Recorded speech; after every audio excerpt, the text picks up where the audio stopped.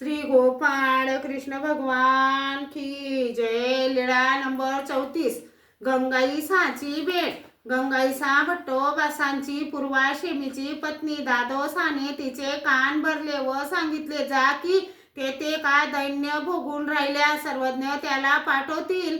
मग गंगाईसा एक माणूस सोबत घेऊन आली। कडेवर महेश्वर पंडित सर्वज्ञांना दंडते घातले, श्रीचरणा लागली। तिने भट्टोबासांना पाहिले आणि शिव्या देऊ लागली। जडो जडो अशा पुरुषाचे जगणे, ते पुरुष अजून कसे जिवंत राहिलेत? ज्याच्या कुटुंबाला खावटी अन्न नाही, वस्त्र नाही, त्या पुरुषाला लाज नाही। सर्वज्ञ म्हणाले, बाई, तुम्ही याला का शिव्या देत आहात? याने काय वाईट केले? अजून तुमचे हातपाय चांगले आहेत आणि चार चौघींमध्ये सौभाग्यवती म्हणून उठता बसता येते। हा जे करीत होता त्यामुळे याचे शिर कधीच कापले गेले असते। आमच्या जवळ आला म्हणून वाचला।